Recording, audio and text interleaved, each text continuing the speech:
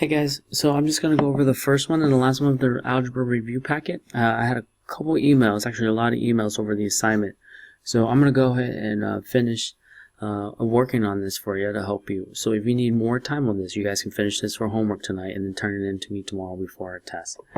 Anyway, so let's jump right in. Number one, what is the slope of this line? So to find the slope, it is y2 minus y1 over x2 minus x1. I already went ahead and labeled my coordinates points. Sorry, that should be x1 right up there. So x1, y1, so y2 is going to be 2 minus y1 is negative 4 over x2 is negative 4 minus 1. And I know that 2 minus negative 4 is the same thing as saying keep flip change. 2 plus 4 is 6. Negative 4 minus 1 is going to be negative 5. So my slope is negative 6/5. There's my slope. So then for my y-intercept, or slope-intercept form, I can do a couple things. I can do a t-table and work my way back. I know that for every change in negative 6, x goes up by positive 5, or vice versa. As long as one of them is negative, then one is positive. So slope-intercept form, y is equal to mx plus b. I'm just going to go ahead and use one of these ordered pairs, and I'm going to put it into the corresponding x and y value so that I can actually algebraically solve for b. So since x is 1, I'm going to go ahead and use 1. So I'm just going to rewrite it as negative 4 is my y value is equal to negative 6/5 times 1 plus b. And that becomes negative 4 is equal to negative 6/5 plus b. And then to get b by itself, I just add 6/5 to both sides. This goes away. b is equal to 6/5 minus 4. Since I'm subtracting fractions here, or adding and subtracting fractions, you guys can do a couple things. You can change 6/5 into a decimal. And I'm going to go ahead and do that on my calculator. 6/5 is going to be 1.2. So 1.2 minus 4 is equal to negative 2.8 is equal to b. So there is my slope-intercept form. Slope-intercept form is y is equal to negative 6/5 x minus 2.8. Guys, I'm not graphing this by hand, so I can definitely just leave it in decimal form. So this equation in standard form is positive ax plus by is equal to c. Okay, so my slope-intercept form is I'm going to go from here to slope-intercept form. Since I'm running out of room, I'm just going to go ahead and so standard form. So my y-intercept is y is equal to negative 6/5 x minus 2.8. So the first thing I need to do, again, slope-intercept form is ax plus by is equal to c. So there's a little b there.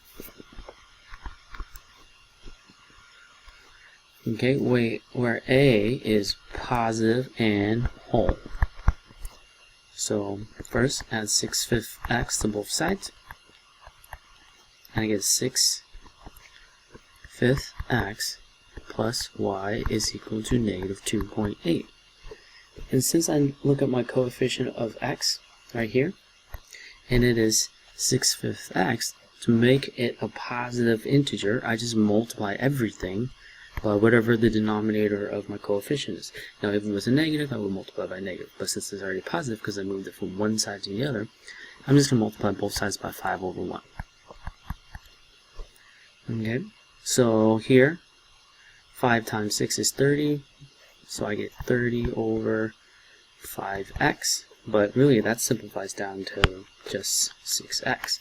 That's why I multiply everything by the denominator here, because I want to get rid of it, so I get 6x, okay, to the distributive property, plus 5y is equal to negative 2.8 times 5 is equal to negative 14. And there is my standard form.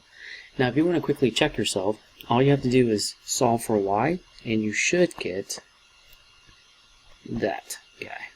They are equivalent. Okay. So take a moment and write that down. Alright, let's move on to the last one. Okay, so the last one asked me for, let me start a new page here. The last one asked me to change it into, or what is the x-intercept? Oops, sorry, I misspelled that there. Intercept, and the y-intercept. Now, if we went back to this one, there's my y-intercept right there. I just solved for it. Okay, so my y-intercept is 0, negative 2.8. And my x-intercept, no, if the y-intercept is when x is 0, we talked about this a while ago, the y-intercept is when y is 0 and I get an x value. So technically, you can do a couple forms here to answer this question. You can do y is equal to negative 6/5 x minus 2.8. And you put in 0 for y and you solve for x. So you get 0 is equal to negative 6/5 x minus 2.8. Or, just maybe, I can do I can actually do the slope-intercept form, or the standard form, which was 6x plus 5y is equal to negative 14. Okay, we just solved for the standard form, so we can actually use for that. I can actually take this 0 right here for y, put it in there. This is actually how you graph your intercepts. So this is what I have, 6x plus 5 times 0 for y is equal to negative 14. This becomes 0, so I get 6x is equal to negative 14. Divide both sides by 6. X is equal to negative 14, 6. You guys can reduce that down, divide both the top and the bottom by 2, and you get negative 7/3. So my x-intercepts, whoops, sorry about that, guys. My x-intercept is actually negative 7/3, comma 0. My y-intercept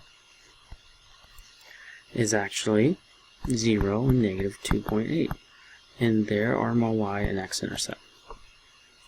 Okay, it's been a while since we played with intercepts, but that's actually how you graph, the quickest way you can graph standard form. You go to these 2 points, put a point there, on one on the y-axis, which would be this one, and the other one would be on the x-axis. Okay? So again, once you get into the standard form, just put in your corresponding 0 value for x or y to solve what you need. Okay, I hope that helps. Let's talk about the last one. The last one is, it might say y on yours, which is the same thing. We haven't talked about functions yet, but f of x and g of x are just different ways of saying y is equal to.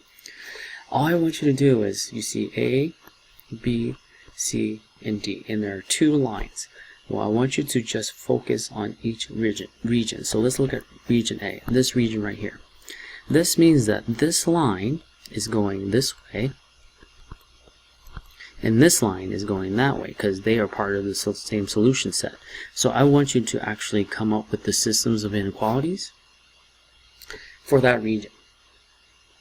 So let's jump right in. I'll do the dash line first. There's a couple things I know about the dash line. The dash line, that is actually, if you go to the y-intercept, if it looks like every y value is less than the y-intercept, and the y-intercept is 4. So I know that that is going to be y, since it's dash, less than, my y-intercept is negative 4. I just need to find the slope. So the slope here is going to be, you pick 2 points and find the slope, or you can just do rise over run. So here we have, I know that this is, right here is a point for sure, and it looks like, also we can do, you can do that one right there. So my slope is going to be up 1, 2, 3, 4, 5, 6 over 1, 2. So my slope is up 6 to the right 2 x. And then we know that 6 halves x becomes 3x. And there's the first inequality statement for that line. I have to change, I'm changing the inequalities. For the other regions, all you have to do is change the inequalities. Okay, And notice how B doesn't have any shading, so they don't share any part of the region. And then the next one, I'm going to do the solid line. And since the solid line is actually going up right there, I know that it is going to be y is greater than or equal to, because since my y-intercept is 2, it's actually above it, so it's going to be greater. And it's solid, so it's greater than or equal to. And my y-intercept is 2. Now I just need to find my slope. I know that that is a negative slope. Okay, so my slope is actually going to be there and there, so down 1, so minus 1, and to the right 1, 2, 3, 4, plus 2. And this is actually the system for the shaded region of A. So I just want you guys to do one for B, which is right here, and then C, and then D. Okay, so all you're doing is you have the equation for each of these lines. All you gotta do is change the sign so that it matches the region. Careful though, B has no shaded region. C is going this way and this way. D is going below for solid, and then below for, or less than for D. Okay, I hope that helps. Alright, okay, thanks guys. I'll see you guys tomorrow.